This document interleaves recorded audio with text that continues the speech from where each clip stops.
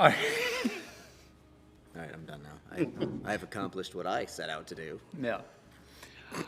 All right, guys, welcome back to Rough Cut Faith. So we are continuing on the dialogue centered around what was introduced last week, talking about disciplines, talking about those rhythms of faith and things like that. And this time, usually it's Scott that benefits from this, but this time I benefit from being able to say, man, you really set the table really, really well with covering the concepts. We talked about that during the Monday morning stream, that, you know, it's almost like a rhythm whenever you hand Mike a topic and like, cover this broad swath of concept. And you're like, Mike did a really good job at covering all of these concepts. So what do I do? There's the next couple of weeks of sermons. Just clip this, clip that. There we go. I'm just going to re-preach 5-minute segments of Mike's message. Up on the screen, I'm just going to have cuts from last week. Just quote. Fire the clip. Jeez. The levitating Mike on the screen. Imagine Mike blown up that size. Anyway. Yes, I have a printout Scott like that. has that. Oh, guys, you guys just learned a lot more about your pastors than I think you otherwise know. It's expensive to get one of those made. That was like 3 years. I believe the word we're all looking for is... Somebody's going to call back and be like, it's not that expensive. I got a great deal on I it. got a really good deal on mine. Yeah. Turns out that it is, in fact, a blown-up picture of you that they did. My blown-up picture of Mike only costs a little bit. Everybody's going to show up. The front row will just be like the Cardboard NFL cutouts. stadiums. Like, yeah. Hey, Jeremy, can you do that for us? Jeez. Be careful what you wish for, because that's just you're gonna see like Random Mike heads. You got to do the one with the Aaron Rodgers glasses too at some point. Yeah. Wow. Do Mike with the various lengths of hair. I feel very loved right now. Let's draw attention to the Thank introvert. you. Yeah. Thank you. Yes. Now that Mike feels like the eyes of everybody are staring directly at him. Yeah. Some Sunday morning he's going to get up to preach and he'll just be looking at himself. Everybody's just gonna have masks on. Pull the mask down. We can do that. That's doable. Wow, that would be, Yeah. that would be amazing. That sounds fun. Mm-hmm. All right. Welcome to Rough. So anyway, The word you're looking for is anyway. Yeah. So we're continuing to walk through the application layer. Yeah. You know, this is kind of like the side B of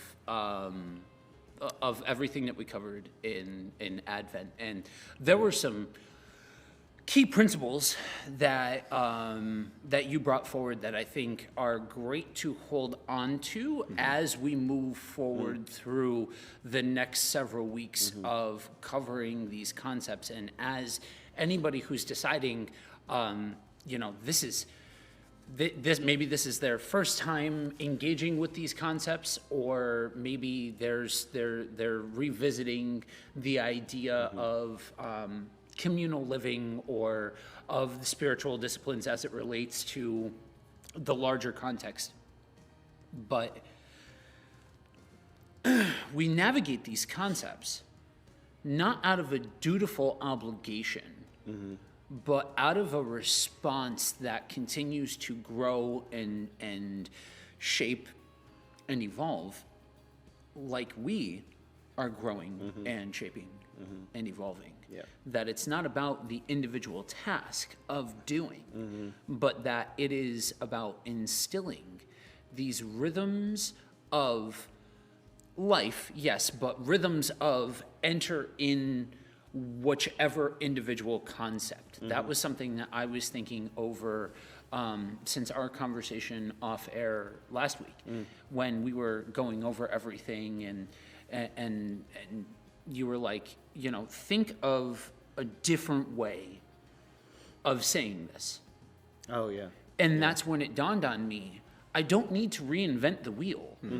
It's this idea of a rhythm of prayer, fasting, community, a rhythm of engaging the community, a rhythm of whatever, because that speaks to this idea of allowing for any one of these practices to become a part of your life. Yeah. And become more like a lifestyle habit than like something that I'm checking off of a box.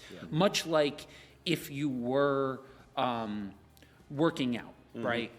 Like these things become lifestyle in a form that matters in doing it the right way, rather than just doing a bunch of junk volume for the sake of doing it, where all you're going to do is honestly get yourself hurt. Well, I think something that maybe some people pay attention to this, but to recognize that we all live a rhythm. Like we have a rhythm of life already. That is how we live. We get up every morning. We do the same things. Right. Some people don't.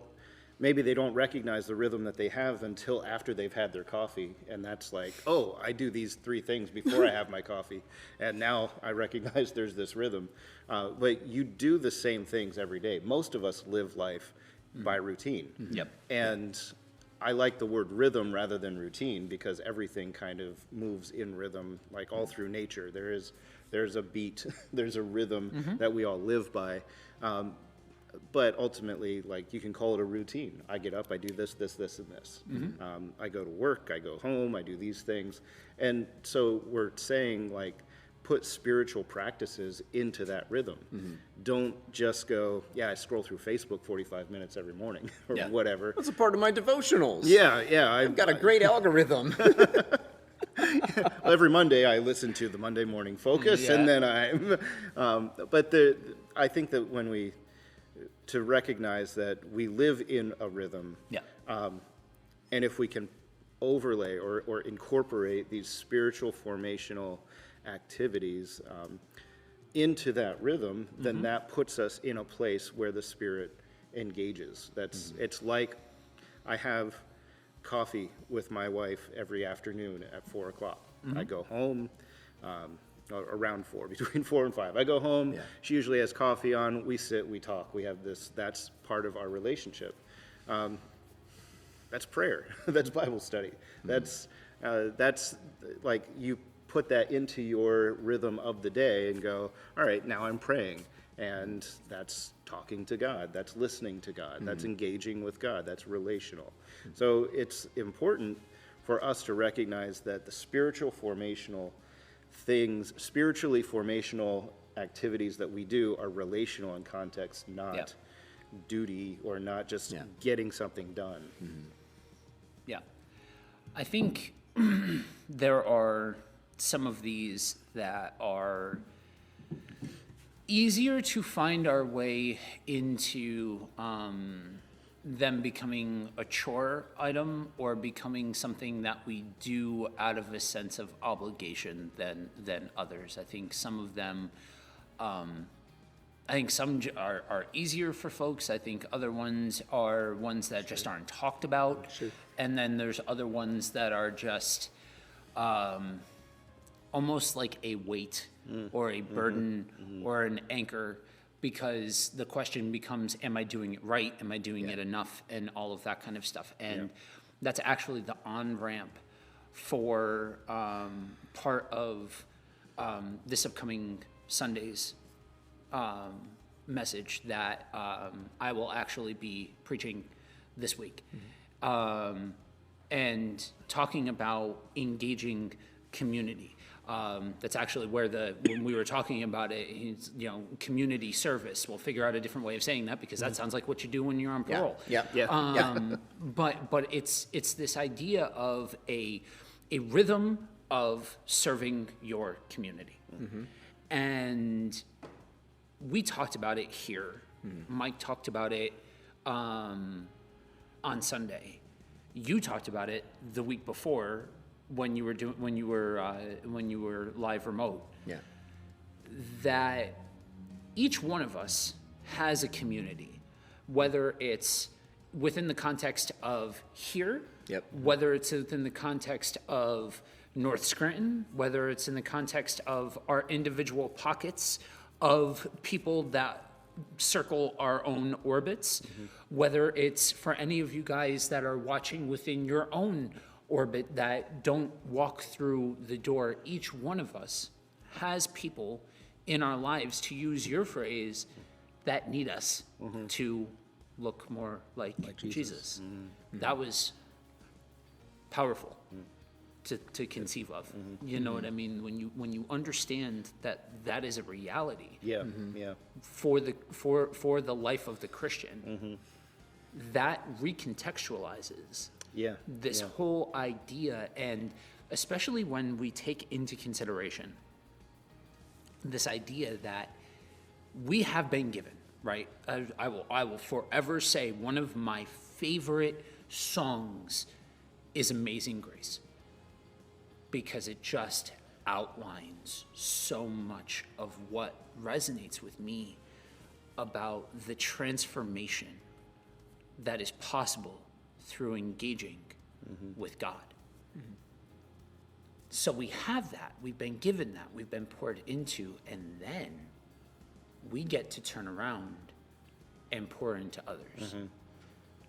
And that aspect of I get to changes the entire paradigm of how we conceive of community involvement or outreach or what have you, that are all concepts that within a church setting can all become muddled and complicated. Yeah, I think one of the risks is that we just presume that that's a church thing, Right. Exactly. rather than a Christian thing. Right. Exactly. Yeah, that's a good point. And so it turns into this environment where when you consider how do we serve our community, well, it's like, well, how does our church serve our community? And it almost like it creates a degree of separation, because you can say, oh, I'm a part of the church. Yeah. And so our church does this. Yes. But it's not a I do this. It's Yeah. not a I'm a part of what we're doing as a church. It becomes this, okay, why like it creates a barrier of safety Yeah. that I think a lot of us choose to live behind. Yeah. And so when you talk about this part of the Christian tradition, which it has, it's a significant part of the Christian tradition, history, and our story as followers of Jesus. But it means you put yourself out there. It means you sacrifice for the good of someone else. It means that you are trying to take what Jesus is doing in your own life, and you get to pull back the curtains of the kingdom for somebody else. And that's I think so many times we exist behind a wall or a barrier for our own safety. We don't want to be vulnerable. We don't want to expose our families to something. We don't want to. And so it becomes something that we define in a corporate world as, well, the church does this. The church does this, but we somehow are like a little moon that is orbiting that on the outside rather than in the midst of it. And I agree with that. I think as a counterpoint, perhaps, is that's part of our maturity as Christ followers, is to start to recognize, how do I individually engage with my community and serve my community, but doing it as a collective is like training wheels for that too. So when you and you can do more. Like, I can't throw a block party on Apple Street. But I can be part of the group that throws the block party here.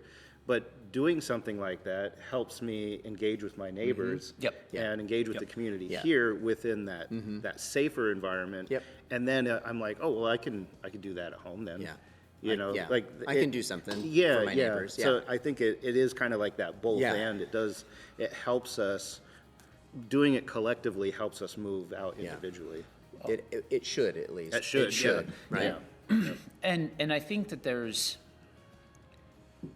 the ability to be able to have that entire paradigm that you're talking about, but actively be engaged in the whole thing. So that way we are, yes, Yeah. my church does, yes, Yes. but I am involved in that. I am an Yep. active participant Yeah. in that. And the thing about the thing that unfortunately kind of gets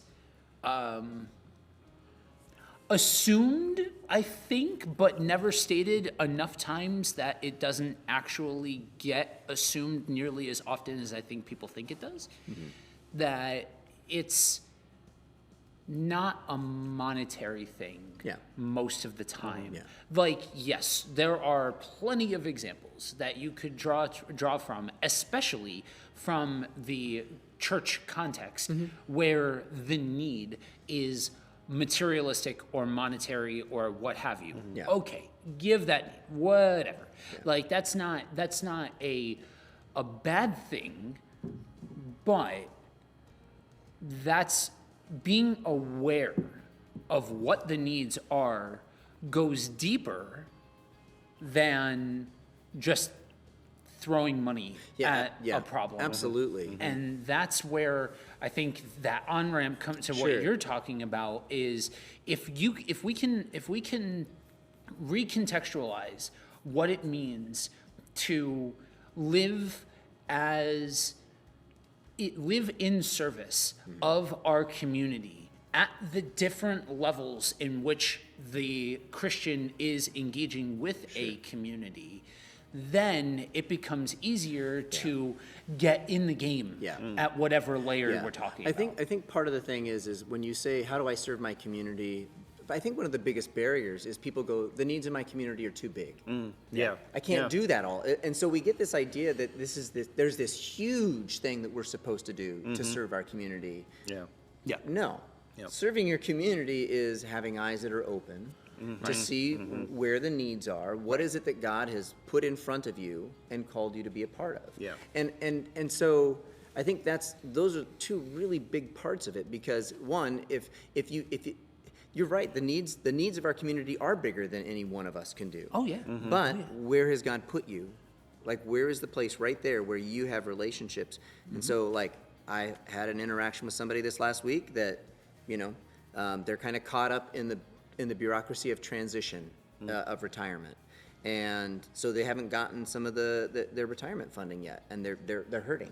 And so it was a matter of going, well, what do you need? Like, okay, you need some food, you need some stuff to help.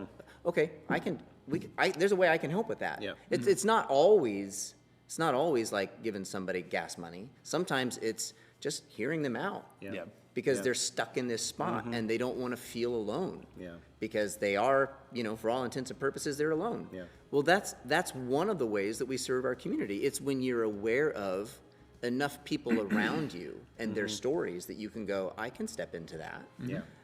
The other part is when it gets super big, sometimes what happens is especially in a organized church, is it's like, this is how we serve the community. Yeah. And some folks just don't resonate with that type of stuff. Right. Like, some folks are not drawn to like certain aspects of the way that you do that. And so all of a sudden it becomes this, well, if you don't do XYZ, then you're not serving your community. Yeah.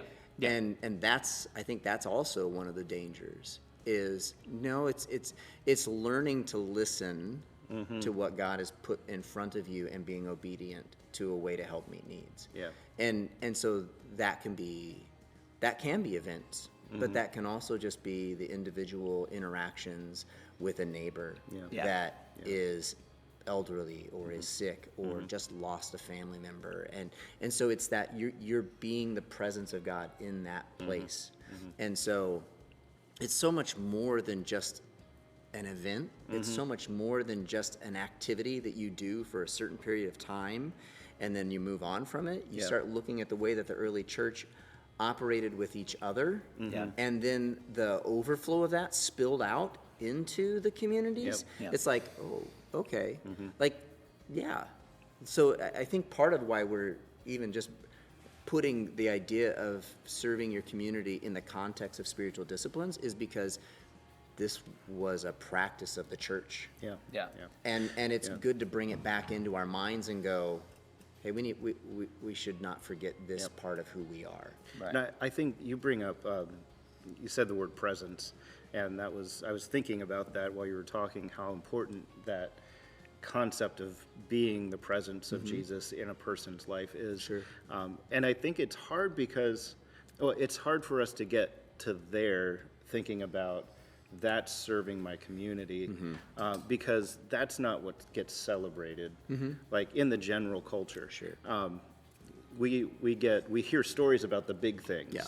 About the missions, which all of these things are great. You know, the mission has the Code Blue shelters, and that usually there's stories about that we hear. They're bringing 30, 40 homeless into a location to get them out of the cold. Yeah. We did a 5,000 meal packaging event here at the church, and that made the news. Like they came and interviewed us and showed it, and it was on the news.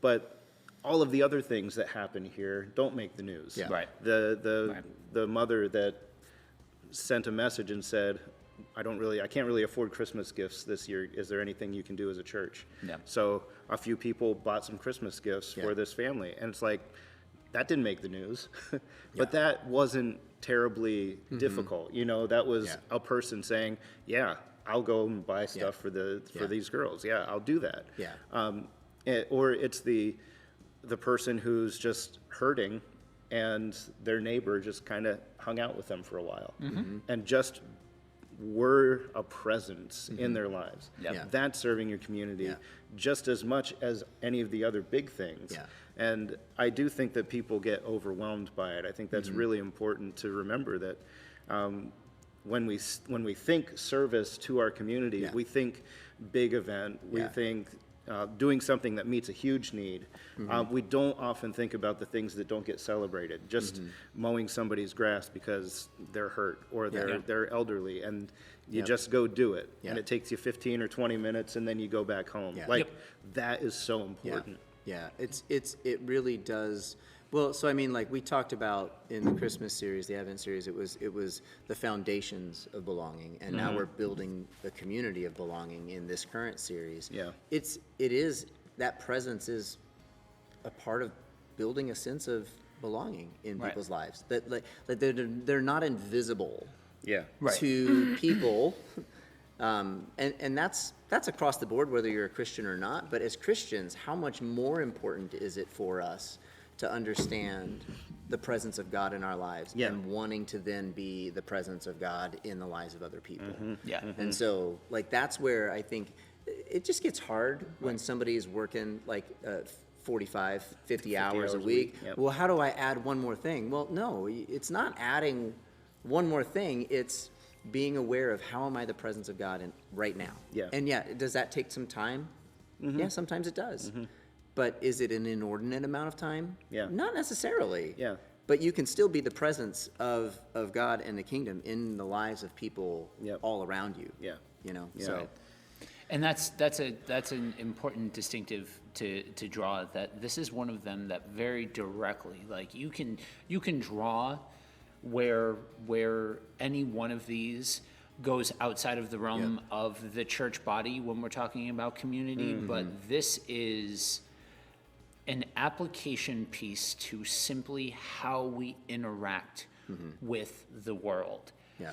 One of the verses that I'm going to be drawing on is where Jesus says to love thy neighbor. Yeah. Love others. Yeah. Who's my neighbor? Right. Yeah. And that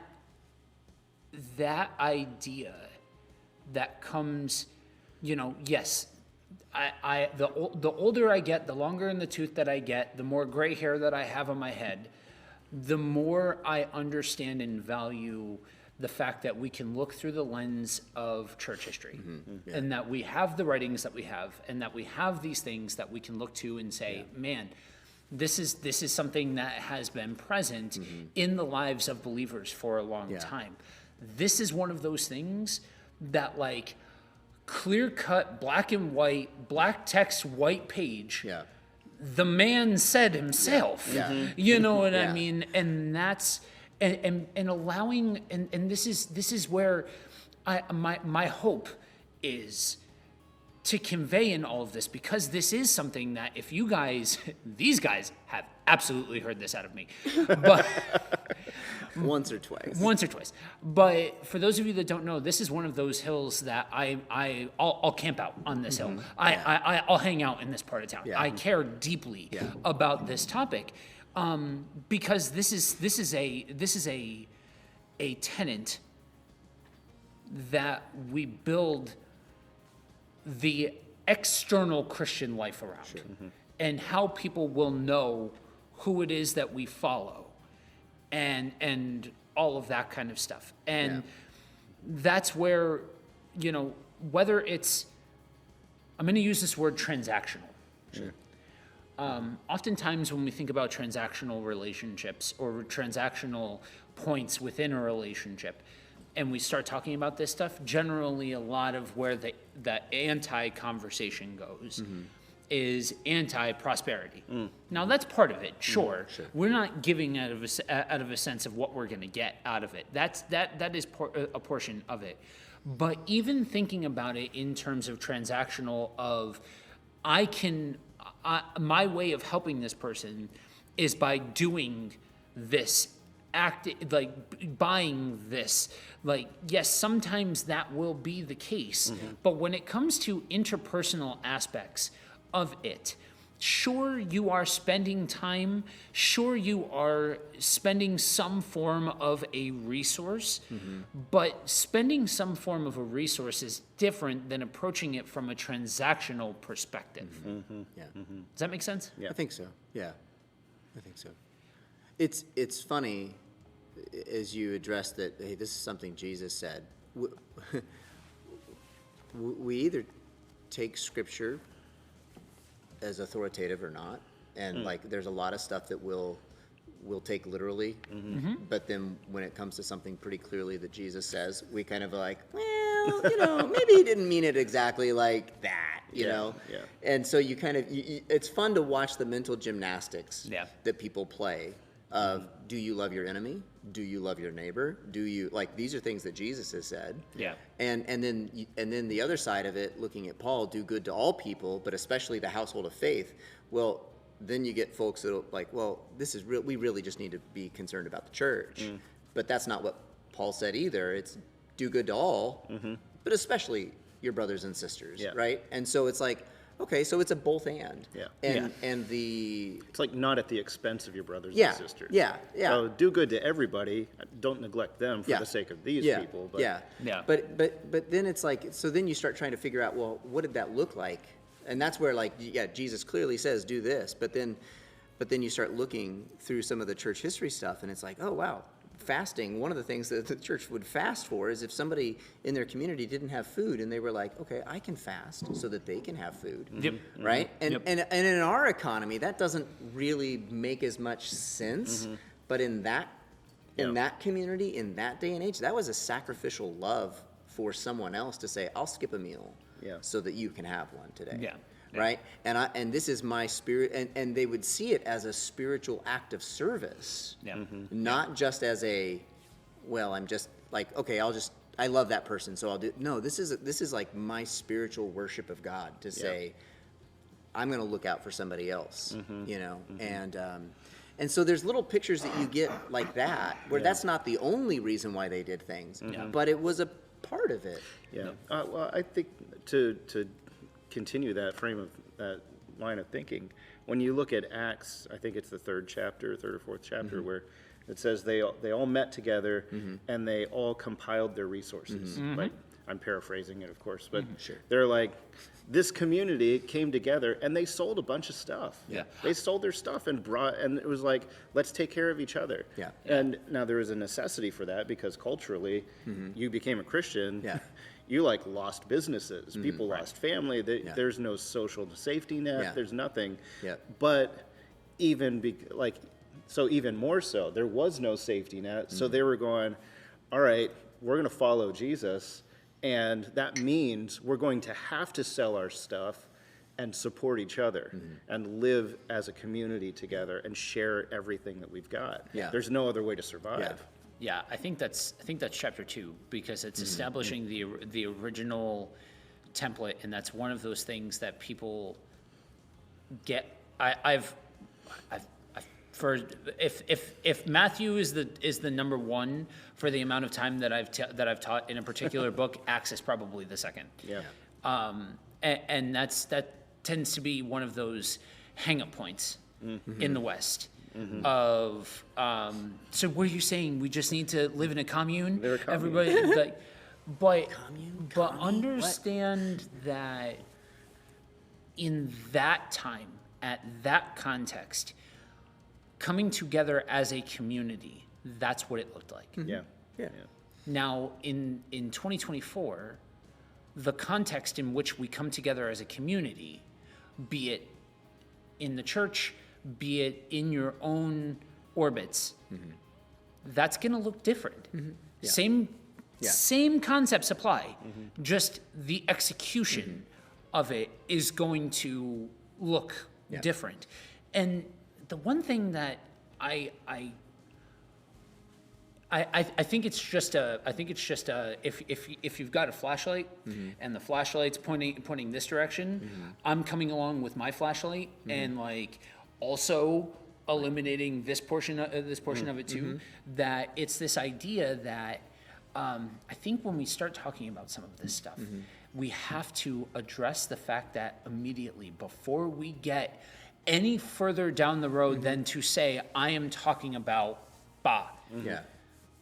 there's guilt. Immediately there's yeah. there's hesitation, there's problem, there's Yeah. hang up, there's Yeah. you've been taught, and especially when you're talking about the church context, because without even talking about it, without even you don't need to mention a word of it, but the second that you start talking about giving, then the mental gymnastics start going, Yeah. the Rolodex Yeah. starts going, oh, I don't tithe enough, I don't do this enough, I don't do, and then and next thing you know, the ball is so far down the field that they don't even hear what it is that you're actually saying. And so part of our responsibility as teachers of the word, as presenters of the word, as expositors of the word, is to address the fact that, hey, these things it's possible, you might not have felt it yet, but it is possible to feel joy centered around these things, that Yeah. we need to redefine them. Yeah. Yes, sometimes Yeah. people will, especially when you start talking about the base level of who is my neighbor, do I actually have to love, is it better to make enemies than it is to make neighbors, all of those kinds of things. Sure, there's a lot of gymnastics that go into that. Yeah. But sometimes the name of the game is institutionalized thought that needs to be reworked, and exposing a side of this thing that maybe somebody has never heard before when it comes to the disciplines that we get to do.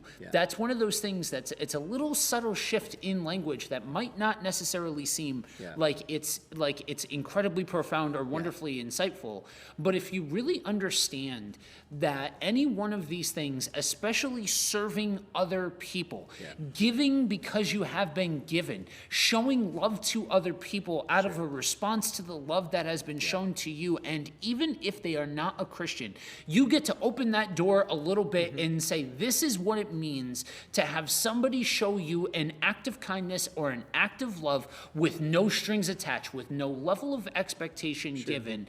Then suddenly you've opened their door to this idea that, whoa, this is different. This is different than what I'm used to. Yeah. And that's why we did the first series of the foundations of belonging. Right. Right? Because Yeah. if you don't have the foundation that we belong with God, we Yep. belong with the people of God, Yep. right? Right. Yep. If we don't have that, Yeah. then the disciplines are just a matter of a works-based religion. Yeah. Yep. Yeah. That's it. That's it. Yep. And so in having the conversations about these rhythms of faith, these communal disciplines, communal rhythms of faith, what does it look like, right? If it is neglected of the foundation of who God is and who we are in light of that, Yep. Yeah. It's no different than any other religion in the world. It's no different than any self-help thing in the world. It's no different than anything, because Right. so much of the language of the process of spiritual disciplines, the rhythms of faith, so much of that language looks so similar Yeah. to other things. But at a foundational level, when it's rooted in who God is and who we are in light of that, Yep. completely different motivation. Yep. So, and that's where I think part of the challenge is we're walking with people into these things. Maybe their part of their story and their experience with Christians is that it started with the practices devoid of the relationships, Yeah. devoid of the foundation, and it was just, here's what you have to do to Yeah. be a good Christian. Here's what you have to do if you really want to grow. Here's what you have to do if you. No, it's what we get to do because of the foundation. Yeah. That we belong with God. Like this is we were made to image Him. We were made to be His presence in the communities where we're at, right? As Christians, and so then because of that, we do these things to put our lives on a path where the Spirit of God has the freedom and the power to transform us, right? And sometimes that means we do the disciplines. Yeah. Sometimes that means we step into those rhythms, even though maybe it's not the most comfortable thing for us, but we recognize that these things kind of shape us into the image of Christ. Right. They make us more like Jesus. And why does that matter? Because we belong with God. Yeah. So, and to go back to not to be a walking cliche, but to go back to the idea of this in relationship to working out. I've been an athlete my entire adult life, and I can point back to times where, I being a power lifter, I got myself hurt with bad form, and my form was atrocious when I first started learning. And I would do things like ego lift, and I would do things that were just totally and completely irresponsible. Now, all of these years later, I know better what I'm doing. Yeah. My form is solid. I have a plan. All of those kinds of things. Yeah. Part of that, though, is still doing the reps. Yeah. And even though this concept has been used and abused and misappropriated and prostituted and all of those kinds of things, doesn't negate the power of doing things that engage God. Is it like, when we open up our apps or we open up the Bible or we pray, is it like rubbing the lamp and now you've engaged God and now suddenly? No, absolutely not. Yeah. But if you're trying to have a conversation with this thing that you have no idea what his voice sounds like, you have no idea what he has to say, you have no idea what his character is, you have no idea of any of those things, then how can you expect to understand what's going on? And yeah, sometimes that means, like, aspects of that mean activities. They're just simply activities. Like, I know when I'm done here, part of my activities are going to be writing so that way I am prepared for Sunday and then hitting the gym. Now, it helps that I have often said that I am addicted to Jesus and lifting, but it is what it is. I'm lifting this sandwich. fitting this sandwich in my mouth.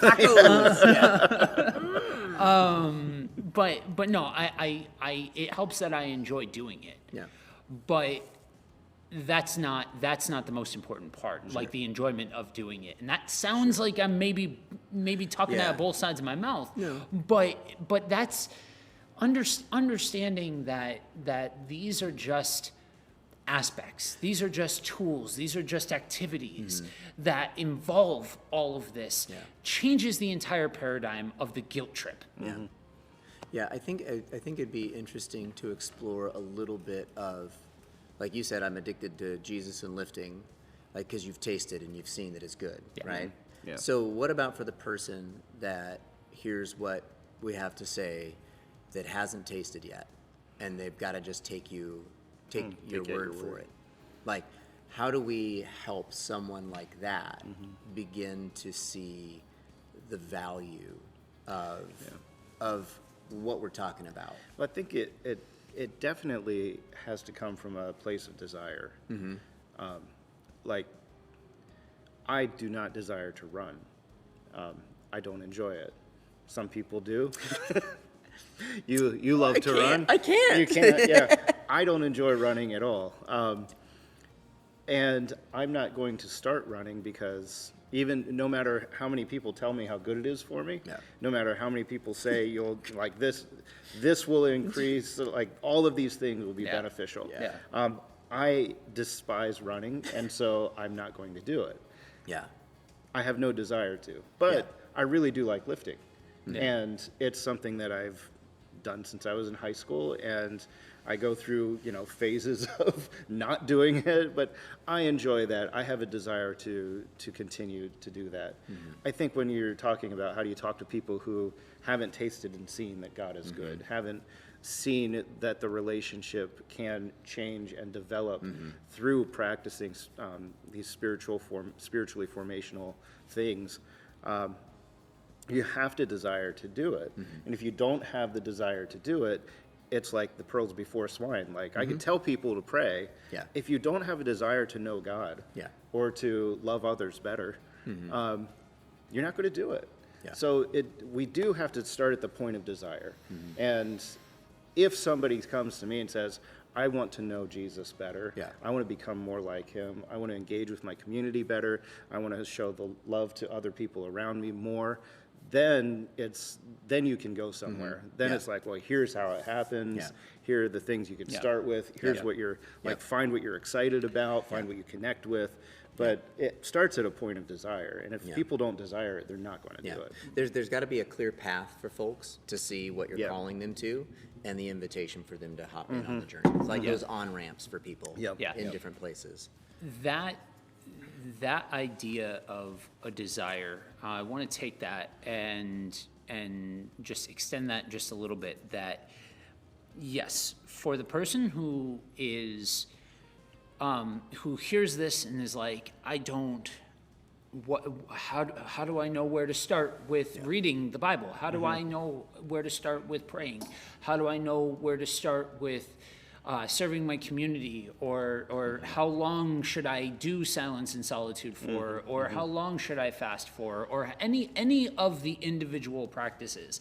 How do I do it? Well, that desire piece needs to be met with engaging, not with an expectation that you're going to do it right. That idea of it's kind of in that same vein of people hear outreach when it comes to the church or really Christianity, giving to the poor, feeding folks, grand big events and all of those kinds of things. Sure, there's room in the conversation for that. If you can put together the resources and cast a wide net and help a whole bunch of people in your surrounding area and all of that kind of stuff, and you are doing all of the things that you would be doing at a small scale, just at a large scale and all of that kind of stuff, aces, no problem. Great, fantastic. But it doesn't all have to be big and grandiose in nature. And I think we carry some of that same expectation towards any one of these, that we are going to get it right out of the gate. When some of these things, most of these things, are they're amorphous a little bit. I'll take your running example. Oh, I hate running. I've learned that. I've trained. I've done the thing. I hate it. Do I do it? Yes.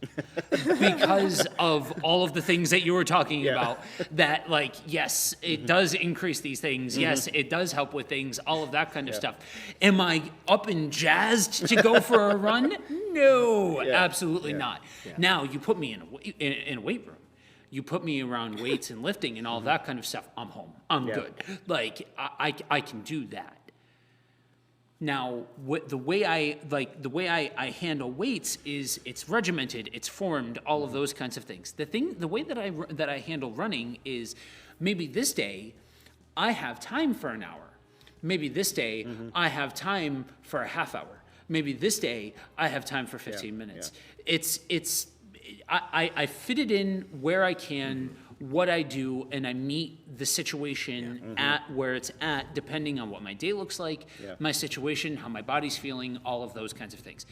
And it's kind of along that same line when we're talking about the disciplines, where one day in this act of prayer, you may be in prayer for a half hour. You may have a whole bunch of things that are just on your heart, and you're having deep conversation with God and all of that kind of stuff. Other times it might be 5 minutes. Yeah. You are not less holy the day that you've done 5 minutes versus the day that you've done a half hour.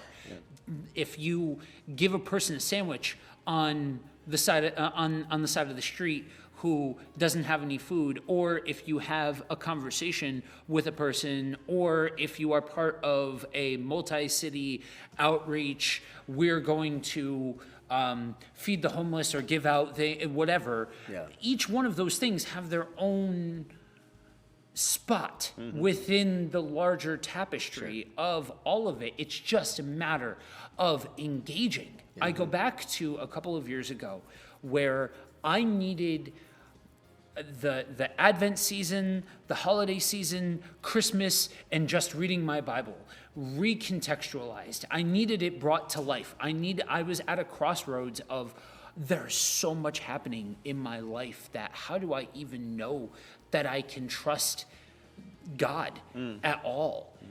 And so the only thing that I knew is that I had 4 to 5 miles that I walked every single day, and that was that time that I just decided, okay, it makes sense for me to do reps in this section of scripture. I'm going to hang out in this part of town, not for some holy spiritual, I got a vision sort of thing, just understanding what these books are about. I'm like, okay, it makes sense for me to hang out here at this point in time. And so I just did it.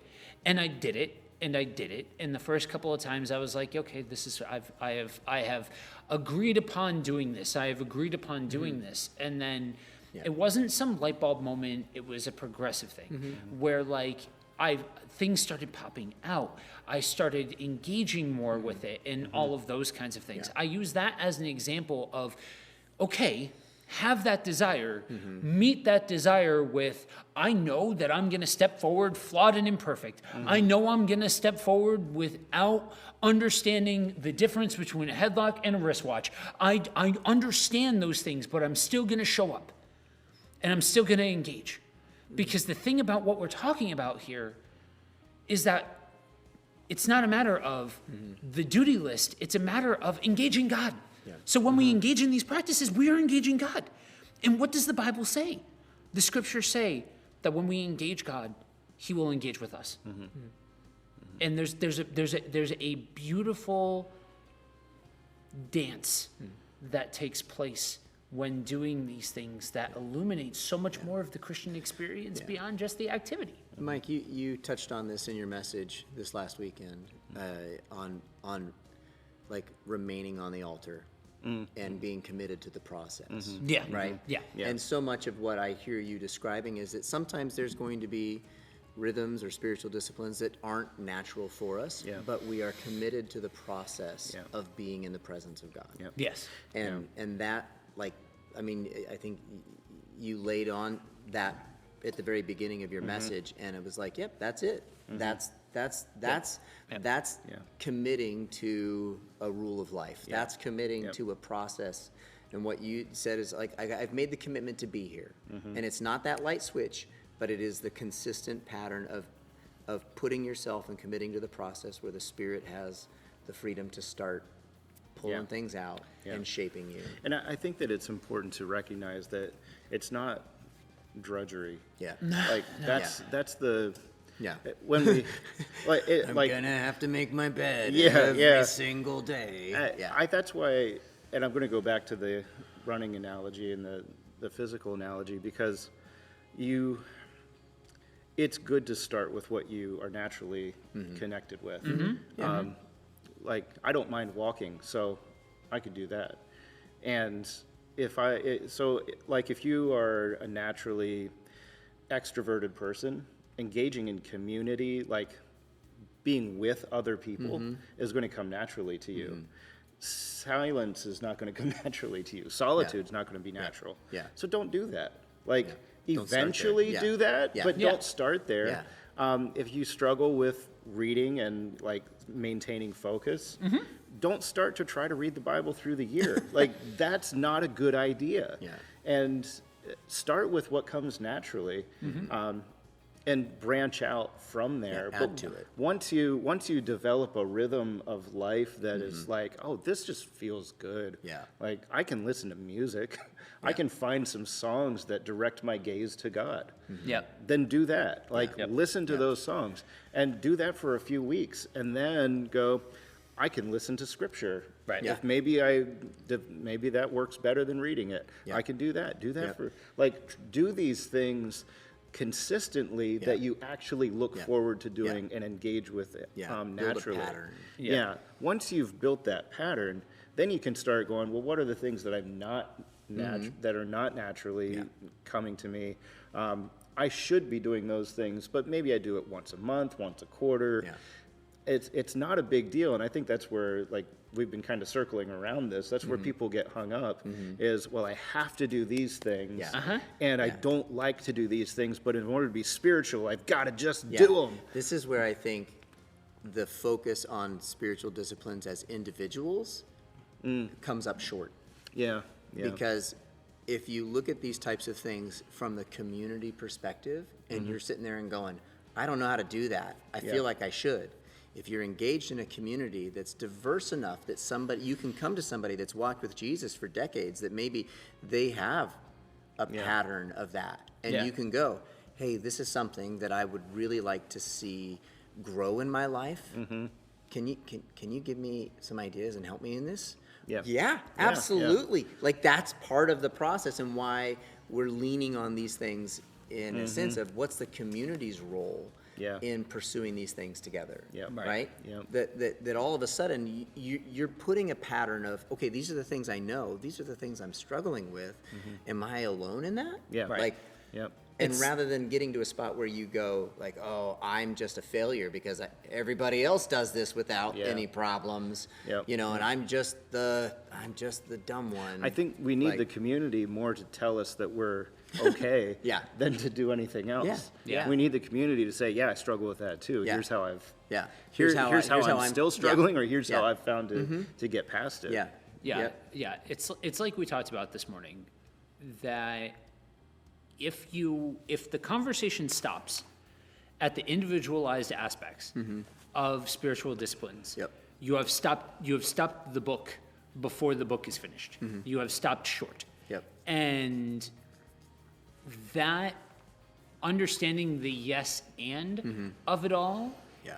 is what will bring about fruit with the highest potency within our lives. Yes, you can get pretty far down the field doing this in isolation, but you are leaving a lot on the table if you aren't. And if anybody understands the loaded concept of doing this in community, where you're stepping forward and you are trusting a whole bunch of people, it's me.